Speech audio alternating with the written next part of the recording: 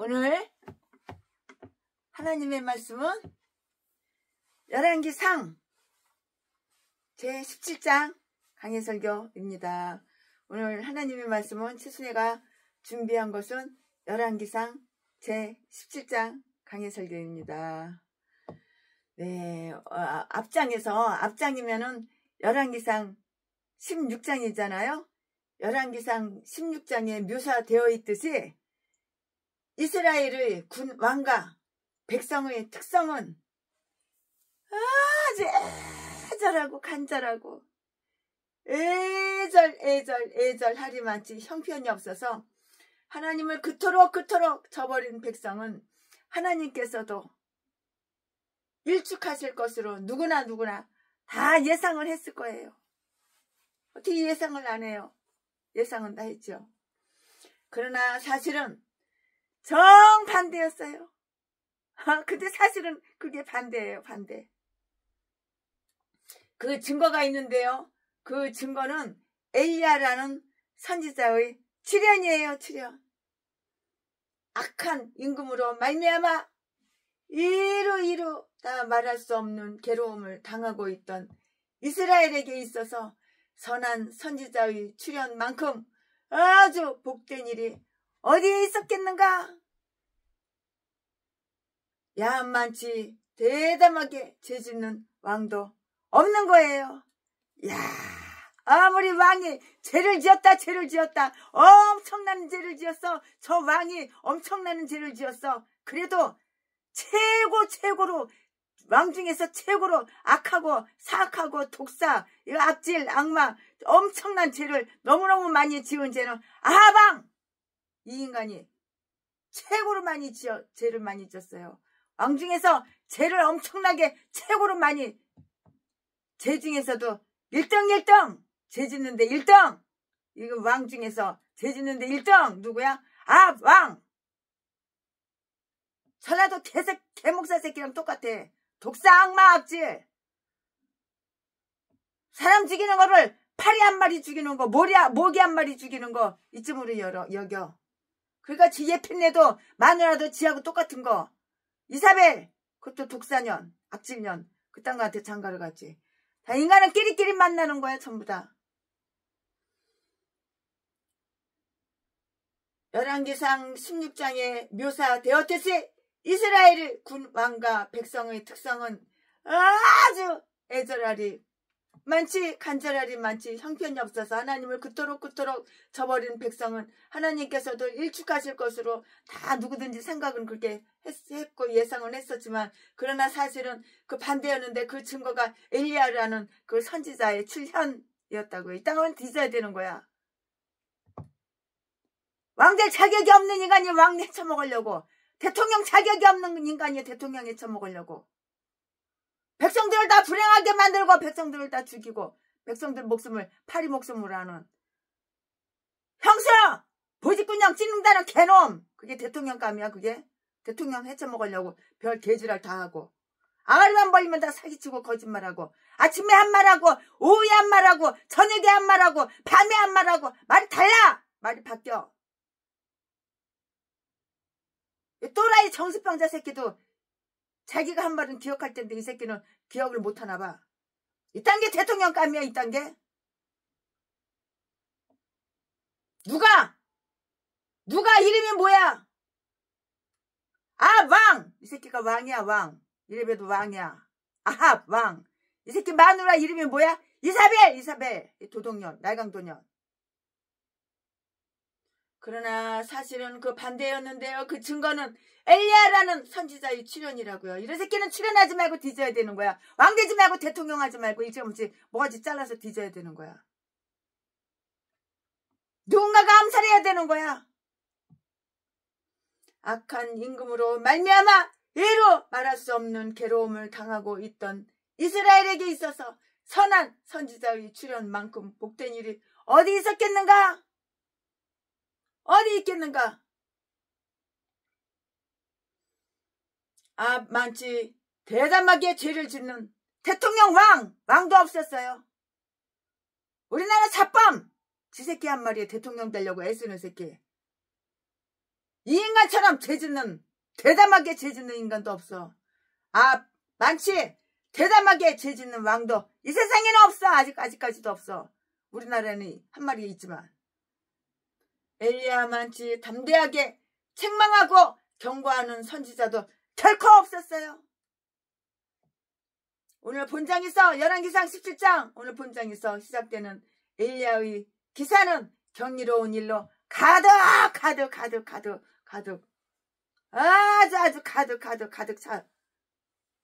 차 있다고요.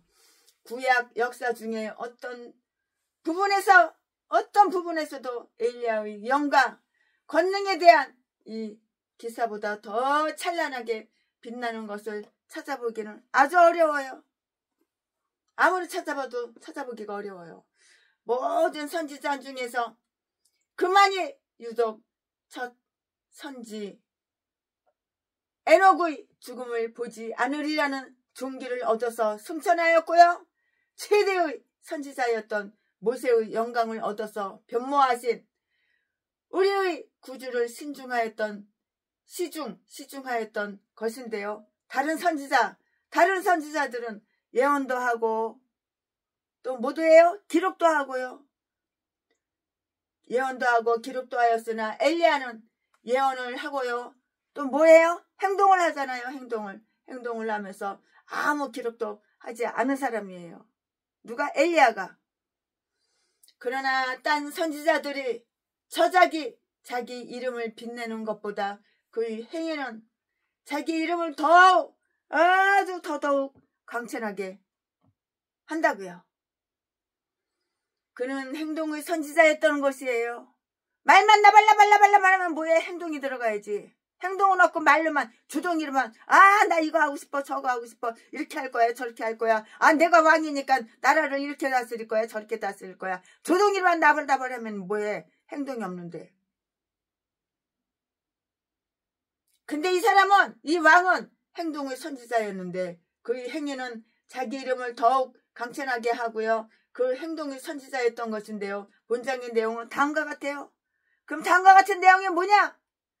한 발로 인한 이스라엘의 기근에 대한 예언. 이 말씀은 1절에 있고요. 그 기근 중에 엘리야에게 다 공급이 되는 양식이에요. 엘리야에게 다 공급이 되는 그 양식이라고요. 그리 시냇가에서 까마귀에 의한 공양을 받는데요. 이 말씀은 2절부터 7절까지가 있고요. 그것으로도 아주 부족하게 되자 사르밧의 가부를 통해서 공개를 받고요. 사르밧 가부는 그를 선지자의 이름으로 영접하였고요. 또 선지자의 보상을 다 받은 것이에요. 엘리야는 그 가부의 양식과 기름을 많이 불려 주었다고요. 8절부터 16절까지. 그는 가부의 죽은 아들을 다 이렇게 저렇게 소생시켜 주었는데요. 17절부터 24절까지. 이와 같이 그 이야기는 심판과 기적으로 시작되고 있는데요. 이는 그토록 속속들이 부패하고 우둔한 세력을 일깨워주기 위해서였다고요. 자, 그러면 지금부터 설교 제목은 엘리야의 처음 예언. 지금부터 설교 제목은 엘리야의 처음 예언. 지금부터 본문 말씀은 열왕기상 17장 1절부터 7절까지. 1절. 길르앗에 우거하는 자 중에 디셋 사람 엘리야가 아합에게 고하되 나의 섬기는 이스라엘 하나님 여호와의 사심을 가리켜 맹세하노니 내 말이 없으면 수년 동안 우로가 있지 아니하리라 하니라. 2절. 여호와의 말씀이 엘리야에게 임하여 가라사대 3절. 너는 여기서 떠나 동으로 가서 요단 앞 그릿 시냇가에 숨고 4절. 그 시냇물을 마시라. 내가 까마귀들을 명하여 거기서 너를 먹이게 하리라. 5절. 저가 여호와의 말씀과 같이 하여 곧 가서 요단 앞 그릿 시냇가에 머물매. 6절. 까마귀들이 아침에도 떡과 고기를 저녁에도 떡과 고기를 가져갔고 저가 시내를 마셨으니. 7절. 땅에 비가 내리지 아니하므로 얼마 후에 그 시내가 마르니라. 아멘. 이거 오늘 부분 말씀입니다. 이 부분 말씀 가지고 또 강의 설교를 이어서 쭉쭉쭉쭉쭉 이렇게 할 거예요. 네, 엘리야의 기사는 다소 돌연히 시작되는 듯한 감이 없지가 않아요. 많아요. 예언서가 시작되면 대개는 그 선지자의 혈통에 대한 약간의 설명이 나오고요. 아, 그가 누구의 아들이며 어느 지파 출신이라는 말이 있기는 마련이에요. 그러나 엘리야는 말하자면 구름에서 떨어진 것 같은 그런 존재이고요. 멜기세덱처럼 아비도 어미도 자식도 없는 듯이 갑자기 엘리야만 등장하기 때문에 유대인들은 그가 하늘로부터 파송된 천사였다고 이렇게 생각을 했어요. 야, 이 사람이 하늘로부터 파송된 천사야, 천사. 이렇게 생각을 했다고요. 그러나 사도는 엘리야도 우리와 성정이 같은 자였다는 것을 우리에게 똑같이 확신시켜주고 있어요. 너도 사람이고 나도 사람이고 너도 인간이고 나도 인간이고 너 인간이나 나 인간이나 똑같아. 그 말이죠. 야고보서 5장 17절 말씀에 이 말씀은 아마도 엘리야가 인간의 공통된 약점을 띠기 쉬웠다는 것뿐만이 아니고요. 그가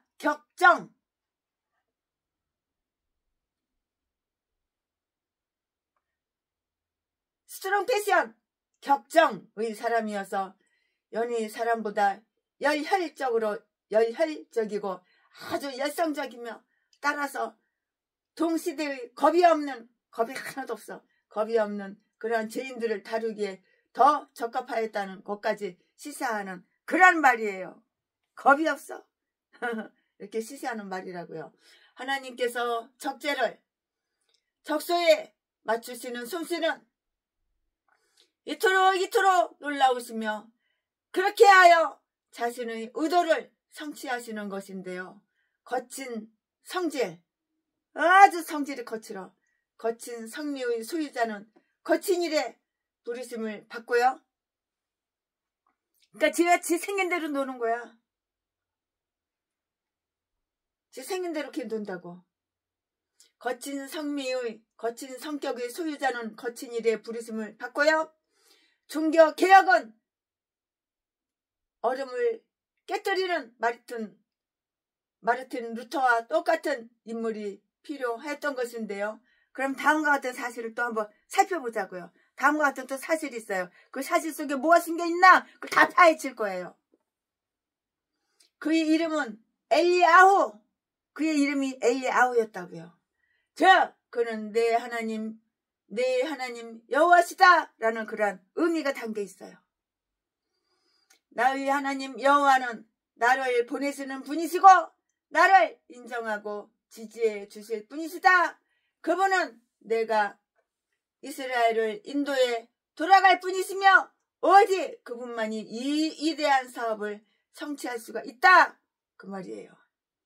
그의 출신지 그는 요단 좌편에 있는 길르앗에 우거하는 자 중에 한 사람이었고요. 따라서 갓 지파나 므낫세 반 지파에 소속되었을 것인데요. 왜냐하면 길르앗은 그들 지파에게 분배되었던 까닭이고요.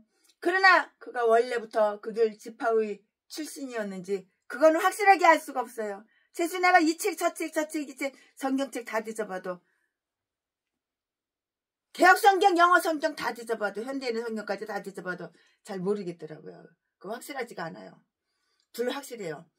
그의 부모가 모호하다고 하여 나중에 그의 명성이 손상을 입는 것은 아니었는데요. 우리는 사람이 어디 출신인가 물어볼 필요가 없고요.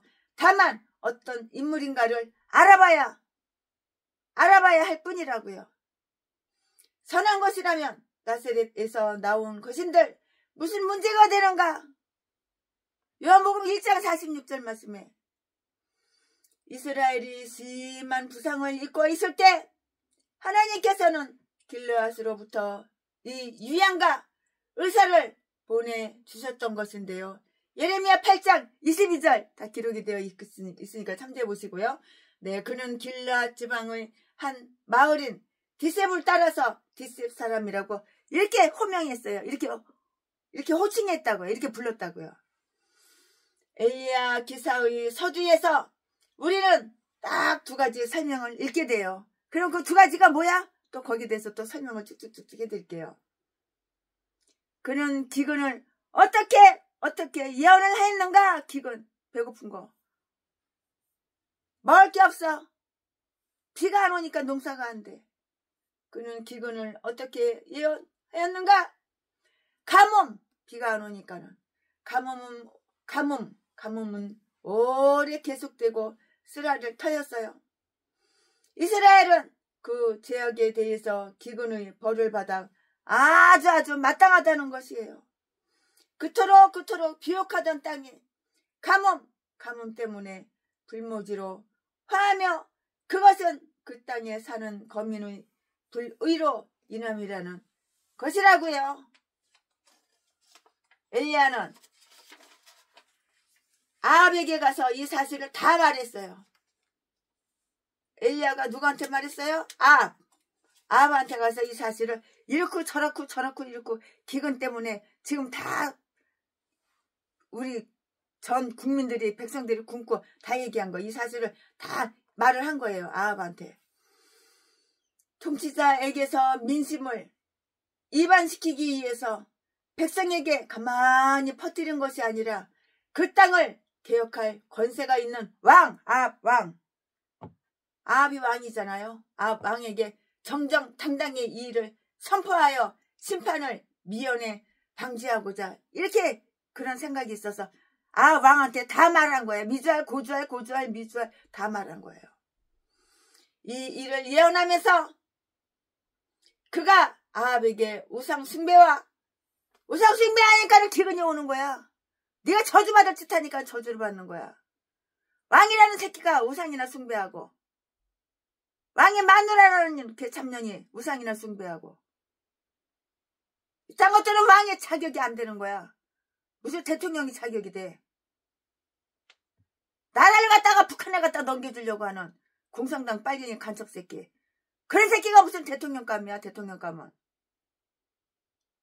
북한을 이롭게 해주고 북한을 이익이 되게 해주고 중국을 이롭게 해주고 중국이 이익이 되게 해주고 이익이 되게 하고 남한을 갖다가 기밀을 갖다가 그 비밀 특급 1급 비밀을 갖다가 USB 다 갖다가 북한에다 넘겨주는 간첩 새끼가 5년 동안이나 대통령 자리에서 대통령에 처먹고 이 똥개 새끼가 이딴 것들을 왜 사용 안 시키는지 알 수가 없어. 나는 이해가 안 가. 이 일을 예언하면서 그가 아합에게 우상 숭배와 딴 악에 대하여 책망하고 회개와 개혁이 없다면 그 땅에 심판이 내릴 것이라고 이렇게 말을 한 것은 분명하죠. 말했으면 직하다고요. 그 말 안 했겠어? 이런 말 솔직하게 다 까발리고 다 말해야지. 내 말이 없으면 수년 동안 우로가 있지 아니하리라.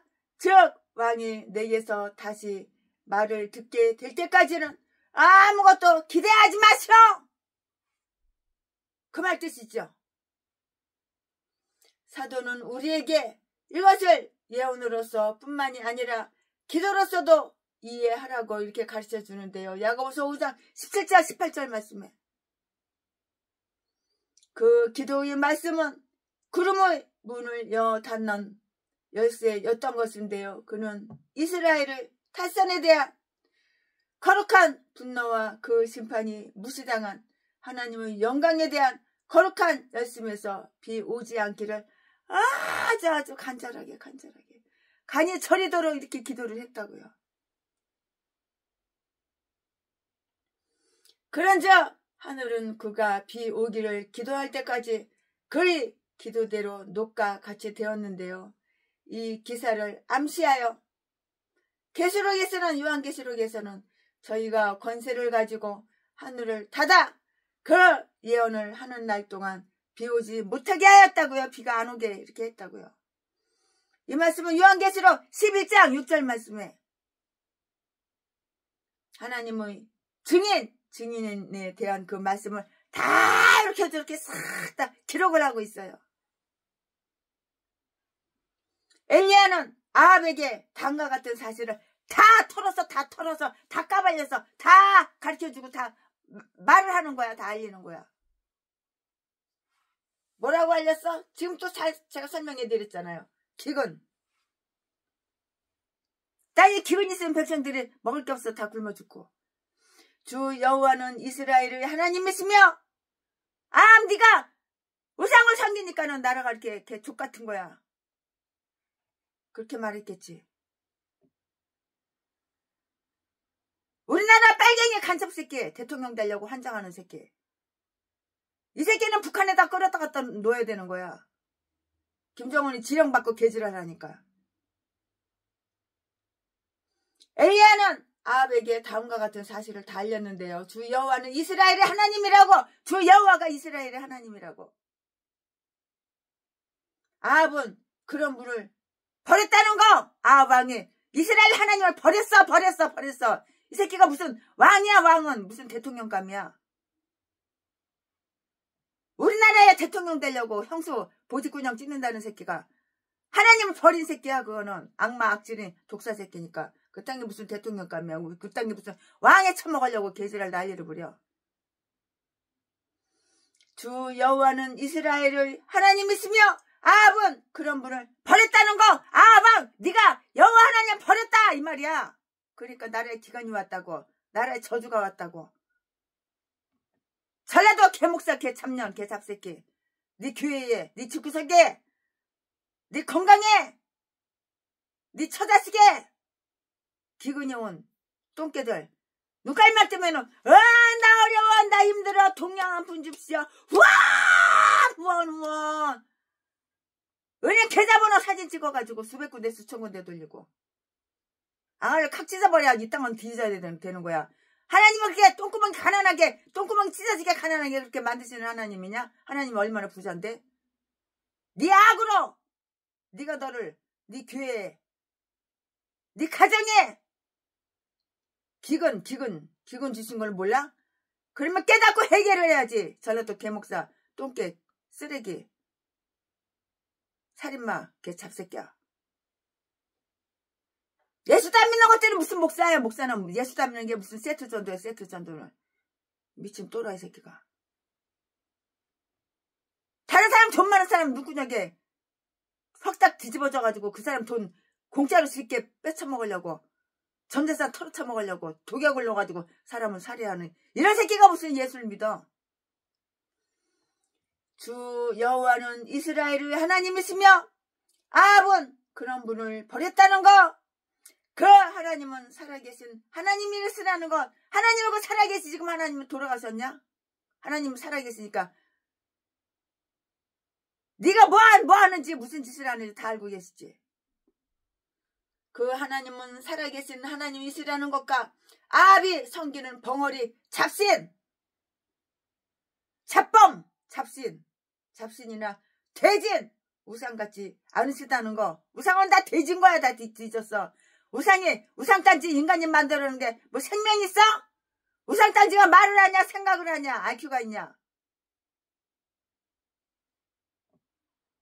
미친 것들이 많어. 미친 것들이 무슨 왕이라고 무슨 대통령에 처먹으려고 개지랄하고. 엘리야 자신은 공직을 맡은 하나님의 종이며 하나님께로부터 파송된 사자라는 것. 그의 말은 이래요. 그분은 내가 그 앞에 서서 섬기는 하나님이시다. 내가 섬기는 하나님이시라고. 하나님은 살아계시다고. 나는 그분을 대표한다. 나는 바알의 선지자와 아세라의 선지자에게 도전하여서 각대로 부숴버려야 돼. 콩가루 만들어야 돼. 이딴 것들은. 그분 대신에 서 있으며 그분의 이름으로 나는 말하는 것이라고. 그분의 이름으로 말하는 것이라고. 이스라엘 왕국이 현재는 평화와 번영을 구가하고 있더라도 하나님께서는 그들의 우상 숭배를 노여워하시고 가뭄으로 그들을 징계하시리라는 것, 하나님께서 비를 억제하셨을 때는 그들이 섬기시던 신들로서도 비를 내리게 할 수가 없었다고. 왜냐고요? 왠지 설명을 해드리겠습니다. 또 왜냐하면 열방의 허무한 것 중에는 특히 비를 내리게 할 자가 없기 때문이에요. 인간의 능력으로 아무리 비를 만들려고 해봐 비가 만들어져. 비를 내리게 해봐 그게 비가 내리겠죠. 예레미야 14장 22절 하나님께서 비를 주시는 거예요. 가뭄은 그들의 무력성을 효과적으로 입증할 터였고요. 동시에 그것은 선도, 악도 행할 능력이 없는 것들에게 호소한답시고 살아계신 하나님을 버린 자들의 우매성, 아주 미련한 똥대가리 전응한 우매성을 증명할 것이었다고요. 엘리야는 이스라엘 하나님 여호와의 사심을 가리켜서 하는 엄숙한 맹세로서 이 예언을 확증하고 있는데요. 이는 하나님의 생명이 그 예언의 성취에 개입되어 있으므로 아합으로 하여금 그 위협적 경고에 대해서 더욱 외심을 갖도록 하기 위해서인 거예요.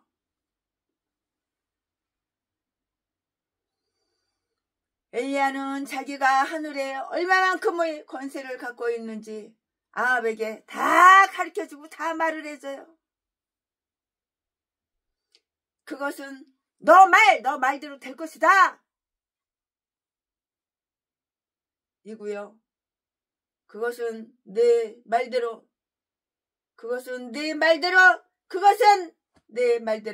될 것이다.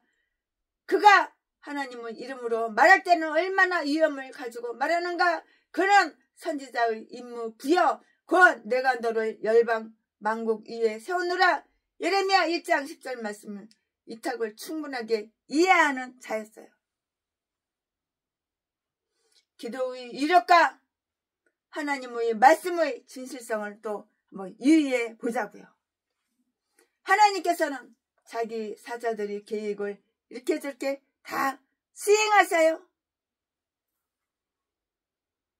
그 기근 가운데서 엘리야는 어떤 보살핌을 그럼 받았을까요? 그는 어떻게 숨었는가요?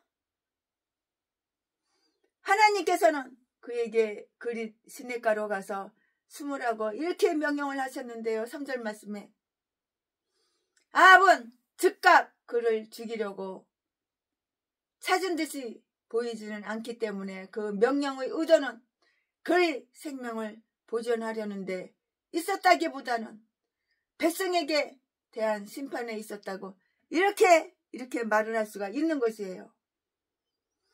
만약에 엘리야가 공공연히 모습을 드러내고 있었다면 그는 훈계와 중보에 의하여 백성에게 축복이 되었을 것이고요. 따라서 재난의 기간을 단축시켰을 것인데요.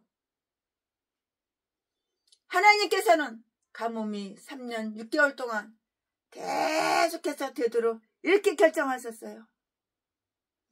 따라서 그 동안은 잠적해 있도록 엘리야에게 명하신 것이고요. 예언의 실시는 엘리야의 말을 따라서 좌우될 것이었으므로 엘리야가 운둔에 있어야만이 형 집행의 그 철회를 탄원받지 않을 수 있었던 것이에요. 이유가 바로 이거예요. 다 이렇게 이유가 있는 거예요. 하나님께서 한 나라에 대해서 뽑으며 파괴한다는 것을 말씀하실 때에는 자기 노를 돌이키게 하려고 그 틈 바구니에서 중재하려는 자를 제외시킬 이런저런 방도가 다 마련되어 있어요. 착한 사람들과 선한 목사님들이 숨으라는 명령을 받게 된다면 그것은 백성에게 흉조가 되는데요. 하나님께서 지면에 비를 내리시기로 작정하셨을 때는 엘리야더러 가서 아합에게 보이라고 이렇게 명령을 하셨어요. 열왕기상 18장 1절 말씀에. 그러나 오늘 본장에서는 엘리야가 하나님의 명령에 순종하여 인적이 드물고 잘 알려지지 않은 곳에 가서 그야말로 혼자 거하였다는 그러한 기사가 다 이렇게 나와요. 그는 거기에서 사람의 눈에 띄지 않았어요. 아마도 냇가의 갈대 속에 은신했을 것이에요. 냇가에 그 갈대 속에 숨어 있었겠죠.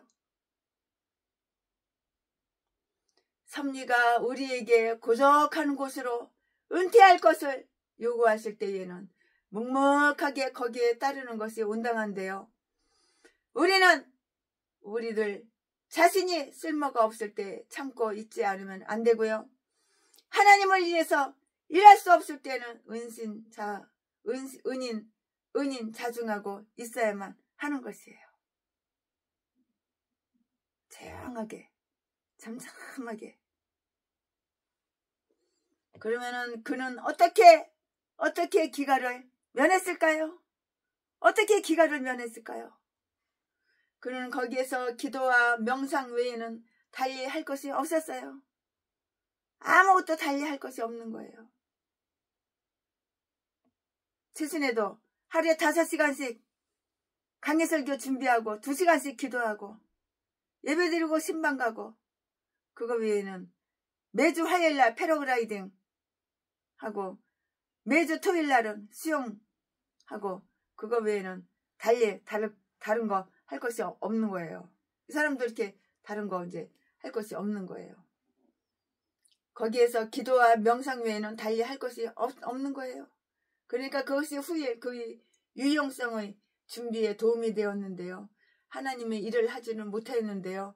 그러나 그는 의무의 길에 있었으므로 하나님께서 다 먹여주시고 입혀주시고 마시게 해주시고 다 해주시는 거야. 참으로 그는 기근의 날에도 배가 빵빵하게 배부르게 잘 먹었어. 풍족하게 됐다고. 풍족하게. 하나님은 너 먹을 거 입을 거 안 주실 것 같아? 다 주시지. 기근이 어디가 있어. 내가 하나님 말씀 순종하고 복종하고 살아봐. 전라도 개목사야. 날마다 없어 동양 한 푼 줍시오. 나 어려워 나 힘들어. 사기나 치고 돈 있는 사람 유혹해가지고 꼬셔가지고 다단계 끌고 가가지고 돈 전재산 쫙 빨아먹고 집도 뺏고 아주 그냥 신용불량자 만들고 빚쟁이로 만들어 놓고 그러지 말고 이제 그것 좀 이제 그만해봐 이제. 그러나 그는 의무의 길에 있었으므로 하나님께서 먹게 해주시는데요. 참으로 그는 기근의 날에도 배를 채우고요. 배불러 시컷 먹어 풍족하게 될 것이고요. 시편 37편 19절 말씀에 여자 곧 교회가 강야로 도망할 때 거기서는 한 때와 두 때와 반 때 즉 3년 6개월간 양육 되도록 보살핌을 받게 된다고요. 이 말씀이 어디 있어? 요한계시록 12장 6절 14절 말씀에 이 기간은 엘리야가 은신한 기간과 똑같아요. 다른 거 없어요. 엘리야는 시냇물로 목을 축여야만 했는데요. 그에게 먹을 것을 다 가져다주는 당번으로 까마귀가 있는데요. 그 까마귀가 지정되었고요. 4절 말씀에 또 그 까마귀는 그 일을 다 실천했어요. 6절 말씀에 양식은 아주 풍족하고요. 훌륭하고요. 끊이지가 않았어요.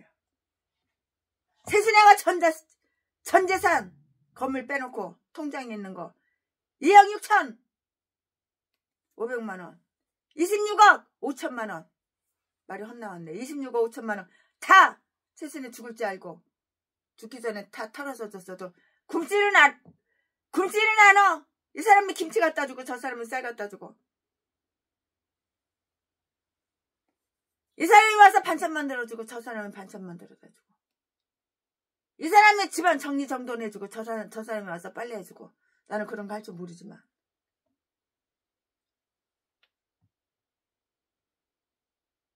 요한계시록 12장 6절 14절 말씀에 이 기간은 엘리야가 은신한 기간과 똑같은데요. 꼭 같은데요. 엘리야는 시냇물로 목을 축여야만 했고요. 그에게 먹을 것을 가져다주는 당번으로 까마귀가 지정되었고 4절 말씀에 또 그 까마귀는 그 일을 실천했다고요. 6절 말씀에 양식은 아주 풍족하고요. 훌륭하며 끊이지 않았는데요. 떡과 고기가 하루에 2번씩 이렇게 공급이 되었잖아요. 하루에 2번씩 떡하고 고기하고 이렇게 공급이 되었다고요. 고기는 먹어야지요. 그래야지 단백질 보충이 되고 내 몸에 근육이 생기죠. 근육을 다 없어지면 병드는 것밖에 더 있어요. 기운 없고. 그러니까 떡과 고기는 꼭 먹어야 되는 거예요. 많이는 먹으면 안 되지만 아주 조금 떡과 고기가 하루에 2번씩 공급되었으며 일용할 양식은 편리하게 이용할 수 있었는데요. 우리는 엘리야가 이세벨의 상에서 먹은 열왕기상 18장 19절 바알 선지와 아세라 선지자들보다는 아주 호화판으로 지내지는 이렇게 못했으나 오바다에게 떡과 물로 부양되던 여호와의 나머지 선지자들 18장 4절 말씀에 보다야 나았으리라고 이렇게 상상할 수가 있는 거예요. 음식에 대해서 아주 까다롭고요. 아주 진미를 찾고요. 맛난 것과 별미를 좋아한다는 것은 하나님의 종, 특히 선지자된 하나님의 종들에게 어울리지 않는 일인데요. 체력만 유지된다고 할 것 같으면 미각을 아주 즐겁게 해주지 못한다고 해도 무슨 상관이 있는가? 우리는 호식하는 자들을 부러워하기보다는 거친 음식일 망정 아주 맛있게 맛나게 먹고 우리가 먹다 남긴 찌꺼기라도 감지 덕지할 사람이 얼마나 많으면 우리가 그런 자보다도 더 낫다는 것을 명심해야 이건 마땅한 것이에요. 엘리야에게는 한 번에 꼭 한 끼만 조석으로 배달되었는데 이는 그에게 내일 일을 염려하지 말라고 이렇게 가르쳐 주시기 위해서였고요. 그날 벌어서 그날 먹고 그날 벌어 그날 먹고 하루 벌어 하루 먹고 하루 벌어 하루 먹고 일주일 벌어 일주일 먹고 한 달 벌어 한 달 먹고 최신에는 돈 1원 하나 안 벌어 100원 하나 안 벌어. 그래도 최신애가 중학교 선생을 23년을 냈기 때문에 연금이 나와. 또 우리 장로님 공장에서 11조가 나와. 먹고도 남은 적은 있지만 먹고도 모질한 적은 한 번도 없어. 퍼주고도 모질한 적이 없어.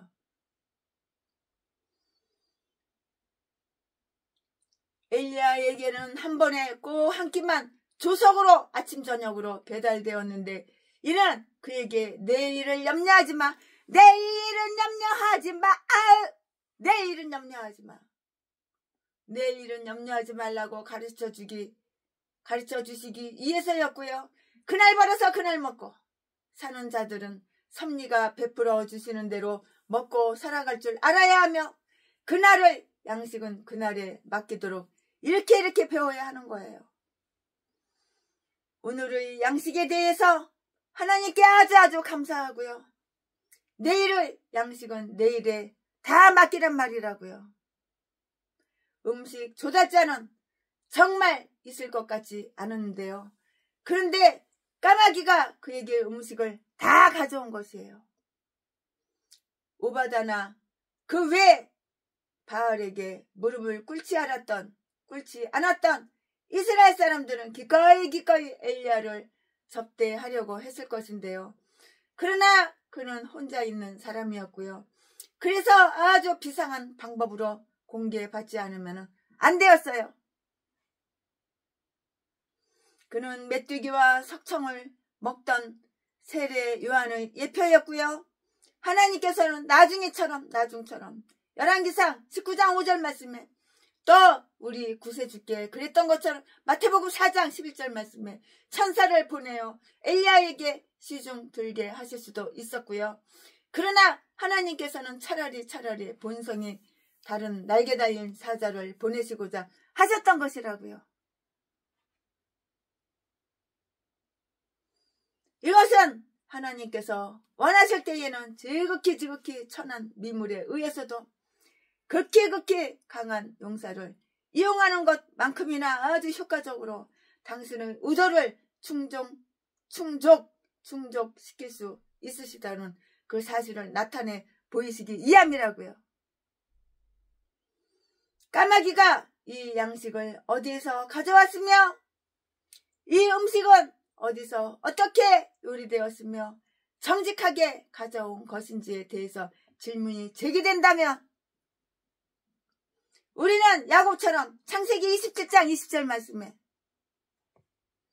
우리 하나님 여호와께서 그들로 순적히 만나게 하셨다고, 만나게, 맛있게가 아니고 만나게, 만나게 하셨다고 대답하지 않을 수가 없는데요. 땅도 그의 것이고 주인이 따로 있어. 땅도 그의 것이고 거기에 충만한 것도 세계와 그 안에 거하는 것도 다 그의 것이기 때문이에요. 다 여호와 하나님 거야. 팔도명설에 있는 건물 최순의 이름으로 등기되어 있어도 내 거 아니야. 하나님 거야. 주인이 따로 있는 거야. 그러니까는 하나님은 누구 갖다 줘? 그럼 당장 등기해 주지. 돈 1원도 안 받고 100원도 안 받고. 그런데 하필이면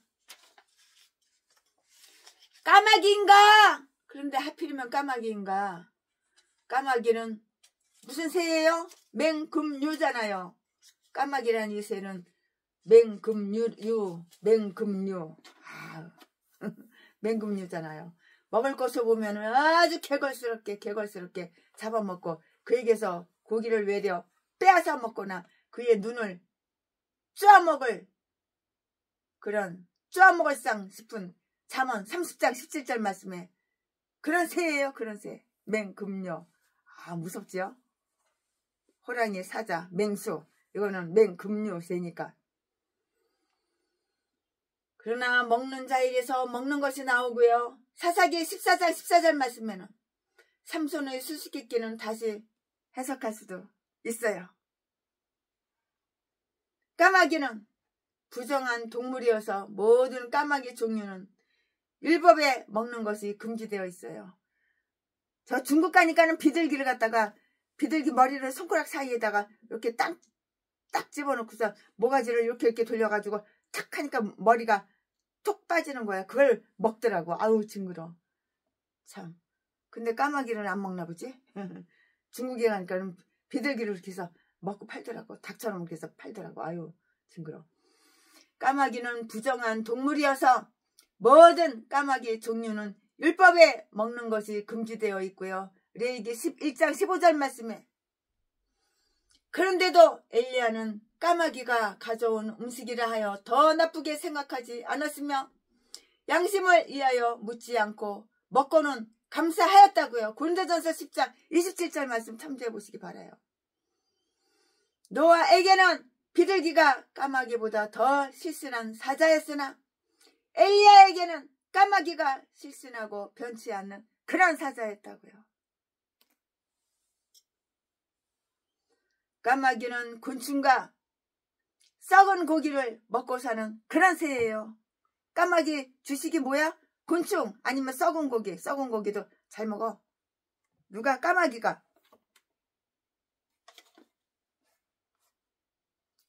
그렇게 썩은 고기를 먹고 사는 새라고요. 까마귀가. 그런데도 까마귀들은 엘리야 선지에게 고기와 건전한 음식을 가져다 주었고요. 다른 사람에게는 생명의 양식을 갖다 주는 자들이 자신은 양식 아닌 것을 취한다는 것은 참 유감된 일이에요. 이사야서 55장 2절 말씀에 까마귀는 소량의 음식밖에 가져올 수 없었고요. 그나마도 그것은 얼치기 음식이었는데요. 엘리야는 자기가 갖고 있던 것이나 진배 없이 만족해 하였고요. 성찬을 대접받는 것은 아니었지만 유기하게 됨을 감사했다고요. 까마귀는 새끼를 제대로 잘 돌보지 않아요. 자기 새끼 잘 안 돌봐요. 돌보지 않으며 또한 자기 새끼를 잘 먹이지도 않아요. 까마귀는 지가 낳은 새끼 지 새끼 잘 돌보지도 않고 잘 먹이지도 않아요. 근데 독수리 봐요. 얼마나 지 새끼를 갖다가 아주 그냥 금이야 오기야 그냥 잘 먹이고 잘 돌봐요. 그러나 하나님께서 원하실 때는 까마귀가 선지자를 먹여 살리게 된다고요. 근데 까마귀가 선지자를 먹여 살려. 고기 떡을 갖다가 물에다가 조석으로 갖다 줘. 아유 참. 이거 하나님이 시키는 거지. 하나님께서는 까마귀를 통해서 이렇게 선지자들 먹여 살리는 거라고.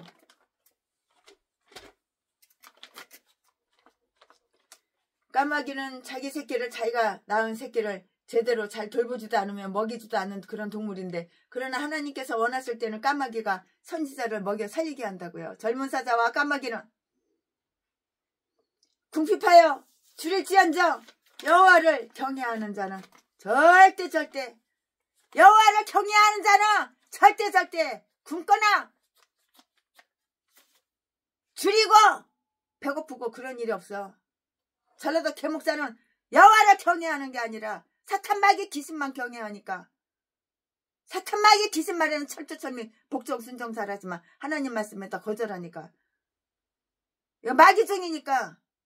그러니까 날마다 없어 나 어려워 나 힘들어 동양 한 푼 줍시오 개소리 지저대는 거야.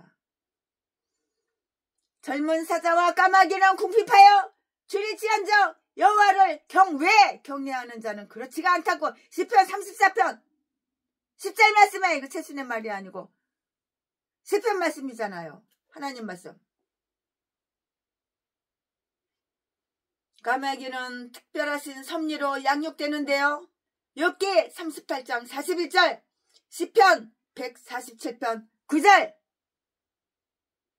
여기에서는 선지자를 봉양한다고요.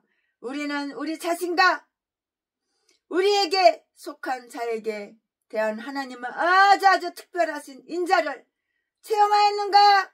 이로써 우리는 하나님을 위하여 그에게 속한 자들한테 아주 친절하게 하는 일을 의무로 이렇게 생각을 해야 하는 거예요. 의무로 이렇게 생각을 해야 할 것이라고요. 여기에서 우리가 배워야 할 것은 다음 두 가지가 있어요. 그러면은 여기에서 내가 배워야 되고 너가 배워야 돼. 뭐야? 두 가지 설명해 드릴게요. 첫째, 모든 피조물에게 대한 하나님의 주권과 권세를 인식하는 거. 이거 첫 번째예요. 하나님께서는 심판을 위해서든 자비를 위해서든 모든 피조물을 자신이 원하시는 대로 능히 사용할 수가 있는 거예요. 할 수 있거나 무슨 말이냐. 내게 능력 주시는 자 안에서 내가 모든 것을 다 할 수 있는. 할 수 없는 게 어디가 있어. 다 있지. 하나님은 능력 주시는데.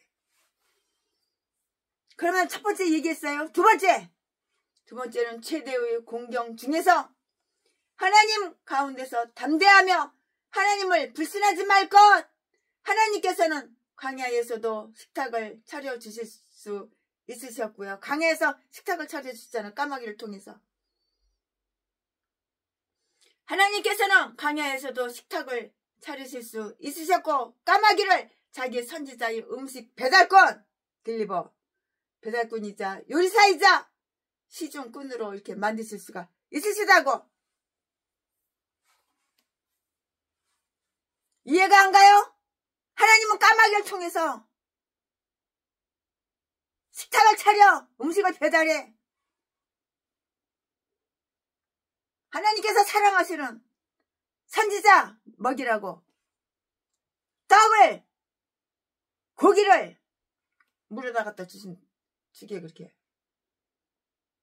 하나님께서는 광야에서도 식탁을 차리실 수 있으셨고 까마귀를 자기 선지자의 음식 배달꾼, 요리사, 시중꾼으로 만드실 수 있으셨다고요.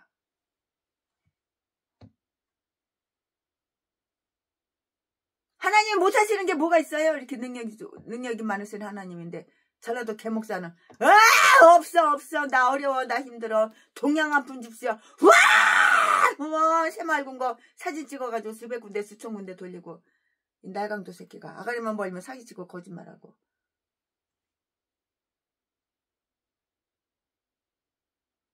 헌금은 그렇게 뜯어 처먹는 게 아니야. 내가 마음에 우러나서 감사해서 하나님께 헌금을 드리는 거지. 무슨 후원이야 후원은. 그러신 분이 그 영광의 부유함을 따라 우리에게 필요한 모든 것을 공급해 주실 능력이 없겠는가? 어저께는 우리 집사님 100만 원을 갖고 왔어. 감사헌금을. 받아서 기도해 드렸어. 근데 무슨 생각이 내 머릿속에 무슨 생각이 팍팍 뜨냐면 아 이거 명동에 있는 우리 김원경 목사님한테 갖다 드려야 되겠다. 아 근데 여기에서 여긴 바닷가인데 여기 바닷가 울산에서 어떻게 거기까지 내가 명동까지 어떻게 가. 시간도 없고 갈 수도 없고. 혹시 오다가다 여기 울산에 지나가시거나 울릉도에 지나가시면은 최순애를 만나면은 최순애가 드릴 수가 있어. 언제까지 갖고 있을 줄은 몰라. 또 어려운 사람 있으면 얼른 줘버려야 되니까. 근데 여기는 바닷가라서 은행이 없어. 새마을 금고도 없어. 한참 차 타고 나가야 돼. 차도 없어. 그러신 분이 이 영광의 부유함을 따라서 우리에게 필요한 모든 것을 공급해 주실 능력이 없겠는가? 엘리야는 한참 동안 이와 같이 홀로 식물을 먹고 욥기 31장 17절 말씀에 물을 공급받았는데요. 자연의 능력에는 한계가 있잖아요. 시내로부터 연히 방법으로 공급을 얻을 수 있던 물도 그가 기적으로 얻게 되기 전에는 떨어져 버렸는데요. 그러나 자연의 하나님께서는 그런 능력이 무한하시다고요. 엘리야의 시냇물은 비가 내리지 아니하므로 바싹 말라버렸어. 7절 말씀에 하늘이 져버리게 되면 땅도 물론 져버리게 되는데요. 우리에게 위안을 줄 수 있는 것은 전부 다 그렇다고요. 여름철의 시내처럼 우리에게 극히 필요할 때에 우리는 그것을 손에 넣지 못하는데요. 욥기 6장 15절 말씀에 그러나 결코 마르지 아니하는 한 시내가 있어서 하나님의 성을 기쁘게 하며 시편 46편 4절 말씀에 영생하도록 솟아나는 샘물이 있는 것이에요. 요한복음 4장 14절 말씀 우리에게 이안이 되는 거예요. 주여 주여 나에게 생수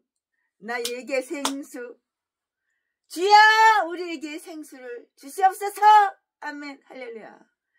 아멘. 지금부터는 설교 제목이 바뀌어요. 본문 말씀이 바뀌어요. 지금부터는 설교 제목이 바뀌어요. 본문 말씀이 바뀌어요. 지금부터 설교 제목은 사르밧 가브. 지금부터 본문 말씀은 열왕기상 17장 8절부터 16절. 8절 여호와의 말씀이 엘리야에게 임하여 가라사대. 9절 너는 일어나 시돈에 속한 사르밧으로 가서 거기 유하라. 내가 그곳 가부에게 명하여 너를 공개하게 하였느니라. 10절 저가 일어나 사르밧으로 가서 성문에 이를 때에 한 가부가 그곳에서 나무 가지를 줍는지라. 이에 불러 가로되 청컨대 그릇에 물을 조금 가져다가 나로 마시게 하라. 11절 저가 가지러 갈 때에 엘리야가 저를 불러 가로되 청컨대 내 손에 떡 한 조각을 내게로 가져오라. 12절 저가 가로되 당신의 하나님 여호와의 사심을 가리켜 맹세하노니 나는 떡이 없고 다만 통에 가루 한 움큼과 병에 기름 조금 뿐이라. 내가 나뭇가지 무엇을 주어다가 나와 내 아들을 위하여 음식을 만들어 먹고 그 이후에는 죽으리라. 13절. 엘리야가 저에게 이르되 두려워 말고 가서 네 말대로 내 말대로 하려니와 먼저 그곳으로 나를 위하여 작은 떡 하나를 만들어 내게로 가져오고 그 후에 너와 내 아들을 위하여 만들라. 14절. 이스라엘 하나님 여호와의 말씀이 나 여호와가 비를 지면에 내리는 날까지 그 통의 가루는 다하지 아니하고 그 병의 기름은 없어지지 아니하리라 하셨느니라. 15절. 저가 가서 엘리야의 말대로 하였더니 저와 엘리야와 식구가 여러 날 먹었으나 16절. 여호와께서 엘리사로 하신 말씀같이 통의 가루가 다하지 아니하고 병의 기름이 없어지지 아니하니라. 아멘. 이거 오늘 본문 말씀입니다. 이 본문 말씀 가지고 나머지 강의 설교를 이어서 쭉쭉쭉쭉쭉쭉 하겠습니다. 네, 우리는 엘리야에게 대한 보호 조치가 계속되고 운둔한 가운데 운둔에 숨어 있어. 운둔한 가운데 있는 그에게 양식이 계속 공급된다는 기사를 여기에서 엿볼 수가 있어요. 엿볼 수가 있잖아요. 그에게 양식이 계속해서 공급된다는 그 기사를 엿볼 수가 있는데요. 하나님을 친구로 모시고 있는 자들, 예술보다 더 좋은 친구 없어요. 짠짠. 이렇게 하나님을 친구로 모시고 있는 자들은 멸망과 기근을 비웃을 것이라고. 멸망, 기근을 비웃는다고. 그러니까 하나님을 내 친구가 되어야 되는 거야. 욥기 5장 22절 말씀에 그가 보호해 주시고 부양해 주시는 친구이시기 때문이고요. 그릿 시내는 말라 버렸으나 자기 백성에게 대한 하나님의 배려와 친절심은 이완되지 않았고요. 결핍되지 않았고요. 전과 똑같았고요. 주님을 아는 자에게는 그 인자하심이 여전히 계속되고 연장되는데요. 시편 36편 10절 말씀에 그리 시냇물이 고갈되었을 때 요단강은 그래도 요단강은 마르지 않았어요. 그런데 하나님은 어째서 엘리야를 요단으로 보내지 않으셨을까? 하나님께서는 자기 백성을 먹여 살리시는 데에 아주 다양한 방법을 갖고 계셔서 어떤 한 가지 방법에 얽매여 계시지는 않는데요. 확실히 하나님께서는 이 점을 나타내 보이시기를 원하셨기 때문에 그렇게 하셨고요. 하나님께서는 엘리야에게 기회를 제공하신다고요. 그 기회는 아는 사람이 생길 곳에서 쓸모있는 자가 되게 하는 기회였고요. 하나님께서는 앞에서처럼 엘리야를 산채로 파묻혀 있게 하시지는 않으시는데요. 다음 사실을 한번 관찰해 볼까요? 다음 사실을 한번 그럼 관찰해 보자고요. 그가 보냄을 받은 곳은 사르밧 또는 사렙다였어요. 가보 남편 없어. 사르밧은 시돈에 속한 한 성으로서 이스라엘 지경 밖에 있었는데요. 9절에 우리의 구주 그리스도께서는 이 말씀이 불쌍한 이방인을 위해서 오래전에 예정된 하나님의 은총이 때가 참에 나타난 것이라고 이렇게 주목하시는 거예요. 누가복음 4장 25절 26절 다 기록이 되어 있어요. 엘리야 시대에 이스라엘에는 많은 가부가 있었어요.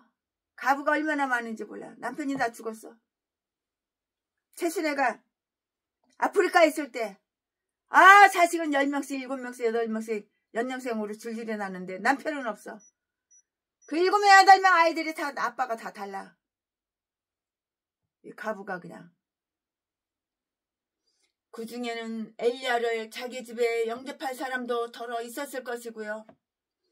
그럼에도 엘리야는 이방 도시이던 시돈의 한 성으로 보내심을 입고요. 거기에 몸을 나타냄으로써 그 땅을 존귀케 하며 복되게 하였다고요.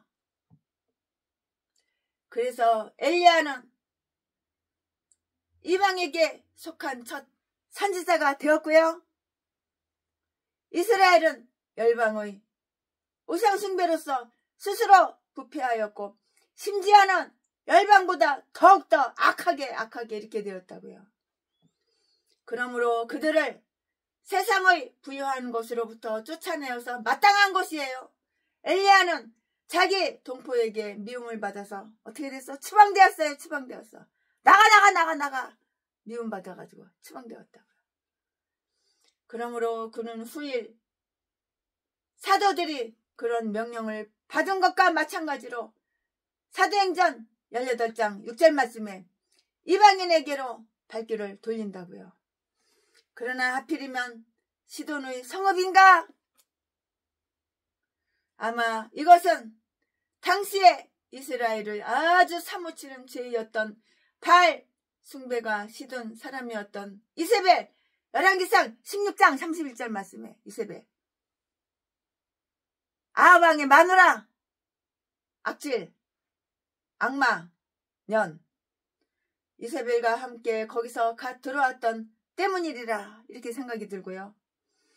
그러므로 그는 시돈으로 가게 되는 것인데요. 그래야 그 우상숭배의 파괴자는 바로 시돈에게 데려오게 되는 것이고요. 나는 나의 선지자, 나의 개혁자를 바로 시돈에게 불렀노라. 엘리야의 최대의 원수는 이세벨이었고요. 하나님께서는 이세벨의 악의가 무력함을 증명하시기 위해서 바로 이세벨의 그 나라에서 은신할 곳을 찾아주시는 것인데요.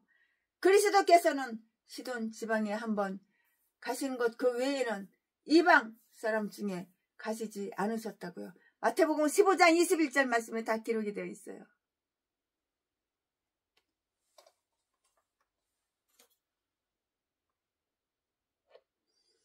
엘리야를 접대하도록 지정한 사람은 시돈에서 부유한 상인 중 한 사람이거나 오바다와 같이 권세 있는 자는 아니었어요.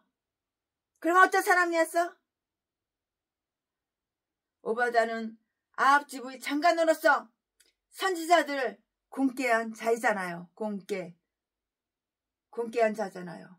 한 불쌍한 가부, 저 궁핍하고 고독한 가부가 엘리야 선지의 공개를 하명받은 것인데요. 저 능력과 의향의 양면에서 그렇게 되었어요. 세상의 약하고 미련한 것들을 사용하시고, 얼마나 약하고 얼마나 미련해. 최순애도 하나님께서 최순애가 너무 약하고 너무 미련하니까 사용하시는 거야. 하나님께서는 세상의 아주 약하고 미련한 것들을 사용하시고 그런 것들에게 존귀를 입히시는 것은 하나님 방법이에요. 또한 하나님의 영광이에요. 이 말씀은 고린도전서 1장 27절에 있어요. 하나님께서는 아주 특별한 의미에서 가부의 하나님이시고요. 가부들을 다 먹여주셔요.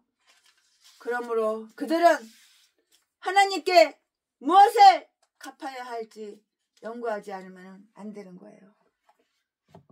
내가 어떻게 이 은혜를, 하나님 은혜를 갚을까?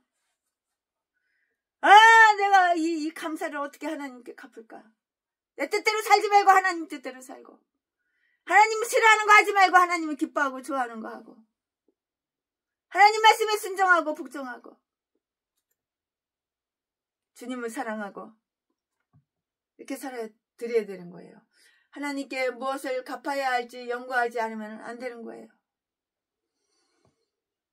사르밧에서 그에게 제공된 양식, 섭리는 가부로 하여금 성문에서 꼭 안성 맞춤으로 엘리야를 만나게 하셨는데 엘리야와 가부 간에 있은 일에 대한 언급에서 우리는 다음 사실을 다 알 수가 있어요.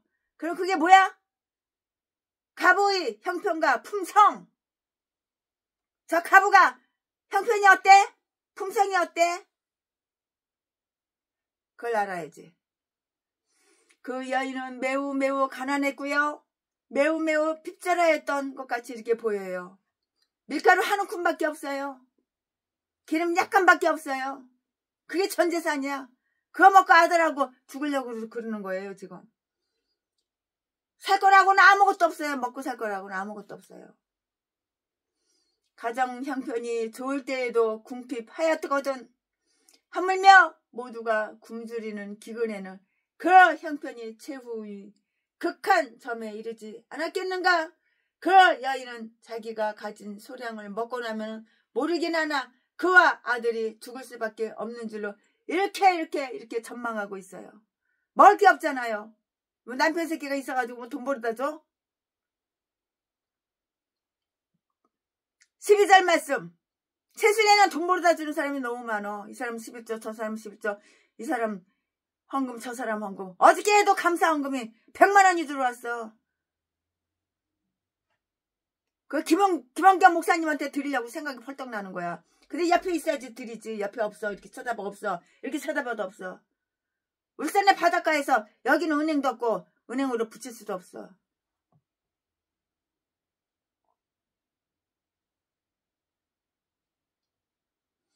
그 여인은 자기가 가진 소량을 먹고 나면은 모르긴 하지만 100만 원 김원경 목사님한테 드리면은 한 달 월세는 내잖아. 교회, 명동교회에. 그 여인은 매우 가난하고 핍절하였던 것 같이 보이는데 밀가루 한 움큼과 기름 약간밖에 먹고 살 거라고는 아무것도 없었는데 가장 형편이 좋을 때에도 궁핍하였거든. 하물며 모두가 굶주리는 기근에는 그 형편이 최후의 극한 점에 이르지 않았겠는가? 그 여인은 자기가 가진 소량을 먹고 나면 모르긴 하지만 그와 아들이 죽을 수밖에 없는 줄로 이렇게 전망하고 있다고요. 12절 말씀에. 그 여인은 땔감도 없었어요. 중이 없으므로 선수 길거리에서 나뭇가지를 줍지 않을 수가 없었다. 그런 편이었던 것인데요. 엘리야는 바로 이런 여인에게 보냄을 받은 것이고요. 까마귀가 그를 먹여주던 때와 똑같이 마찬가지로 계속해서 섭리에 의지하여 살도록 하기 위함이었고요. 하나님께서 선지자를 그 여인에게 보내신 것은 자기 계집종의 비천함을 국률이 여기셨음이니 그 여인에게 구걸하려 함이 아니라 그 집에 하숙시키고자 함이었으며 선지자의 밥상에 대해서 후히 지불하시고자 함이었던 것이라고요. 이유가 바로 이것이라고요.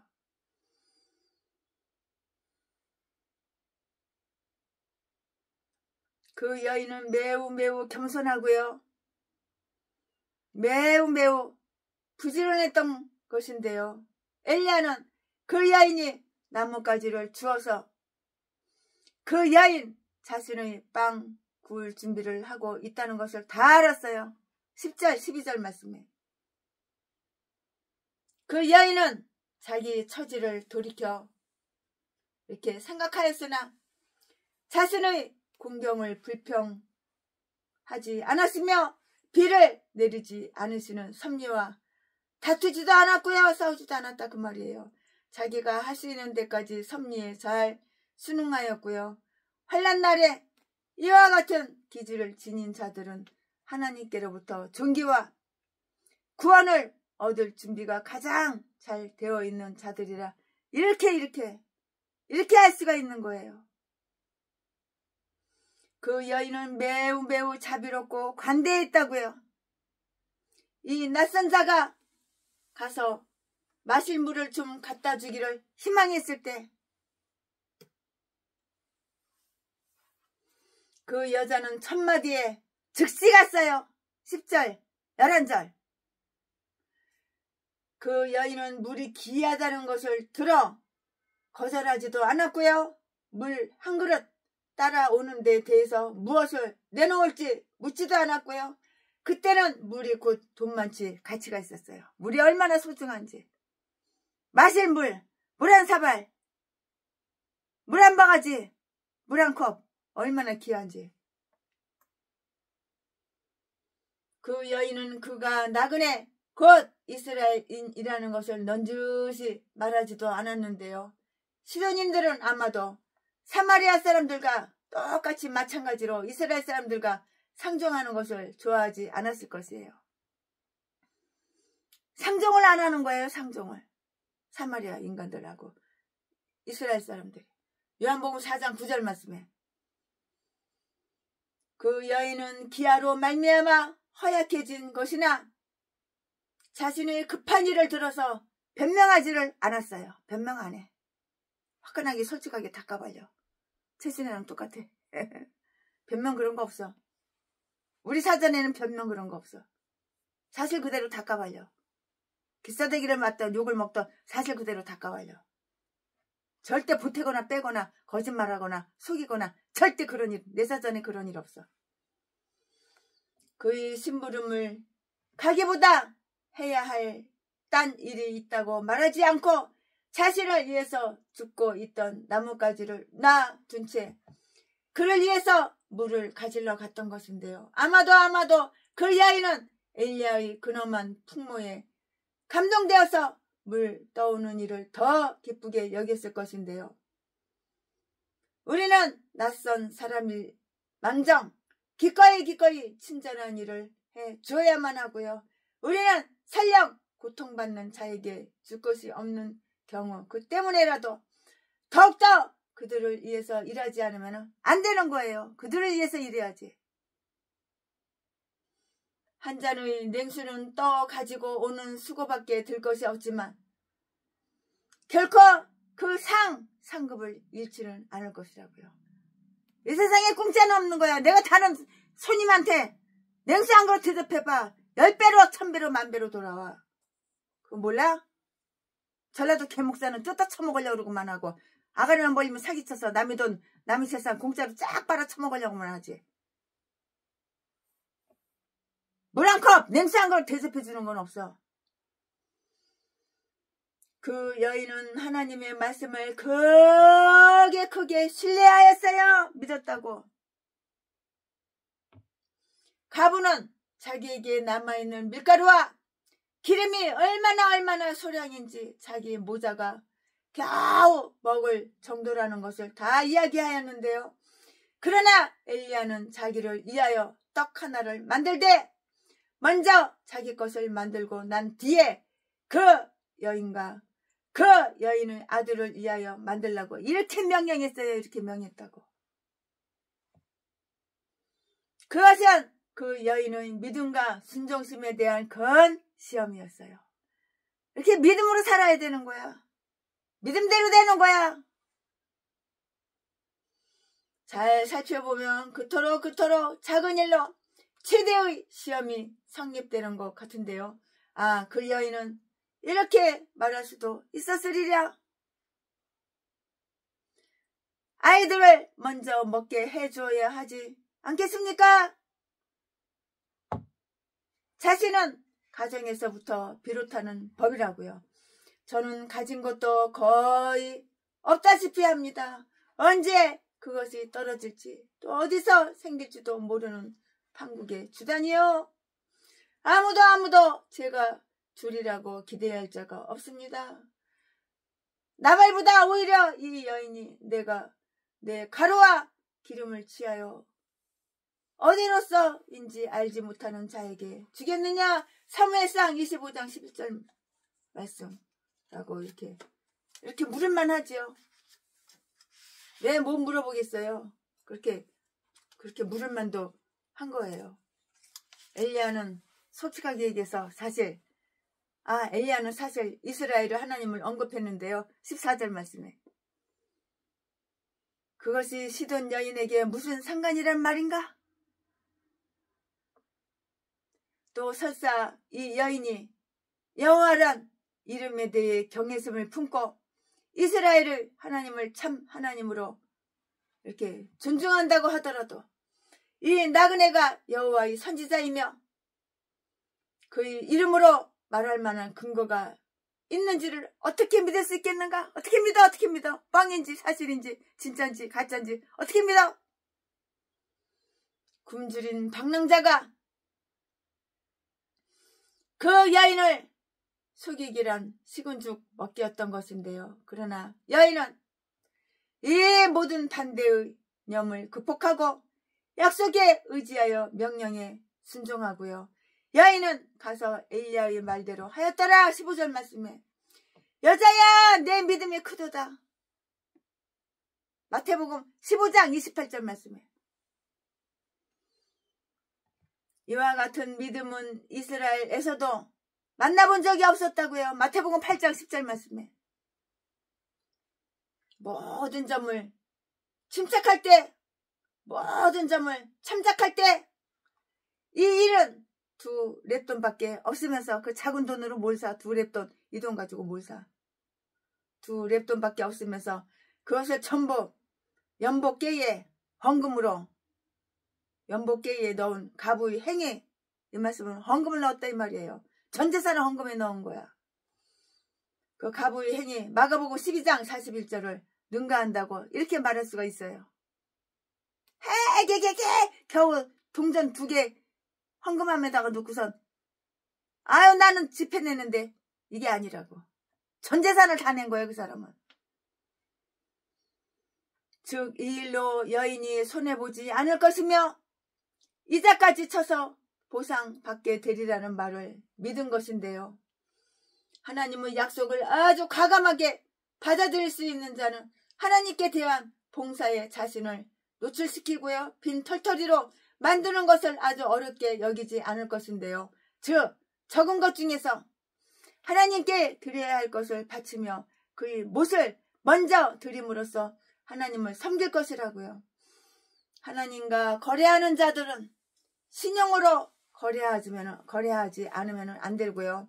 먼저 그의 나라를 구하면 딴 모든 것이 더해질 것이에요. 율법에 의하면 첫 소산은 하나님께 속하였고요. 11조는 맨 먼저 떼어야 했고요. 처음 가루 떡으로 거제를 드려야만 했다고요. 민수기 15장 20절 21절 이 여인의 믿음은 자기를 부인하고요. 신적 약속에 의존할 수 있을 정도로까지 확실히 증가하였는데요. 이러한 믿음의 증가는 그 여인의 기름이 많아진 게 선미의 나라에서 그 기적적인 것과 똑같이 마찬가지로 은혜의 나라에서 큰 기적이었던 것이라고요.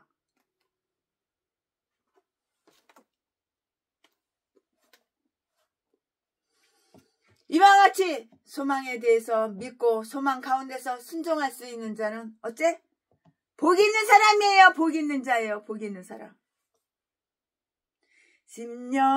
심령이 가난한 자는 복 있는 사람이라고. 하나님께서 이 여인의 손님에게 대해 베푸시는 배려, 통의 가루가 닿지 아니하고 병의 기름이 없어지지 아니하니라. 16절 말씀에 편할 때마다 그 통과 병에는 하나님의 권능으로 보다 많은 양이 보태어졌던 것이에요. 곡식이나 감람나무가 자라면서 더 불어간다고 해도 이들이 사용되는 가운데 증가하는 것만은 못하였어요. 얼마나 뿌는지 몰라. 채순애가 쬐끄만 거 짜리 몽땅 그 뽕나무를 갖다가 2그루 심었는데 1년 되니까는 그냥 내 키보다도 그냥 아주 손이 안다. 얼마나 1년이면 쑥쑥 자라는지. 뽕나무 나무 잎 그거 연한 것은 뜯어다가 밥할 때 집어넣고 같이 밥해 먹고 쌈 싸먹고, 억센 거는 차로 끓여 먹고, 오디 나오면 또 오디도 먹고. 아유, 그리고 또 가시나무, 그 가시 많은 거, 그 이름 뭐라 그래? 잊어버려. 생각이 빨리 안 나네.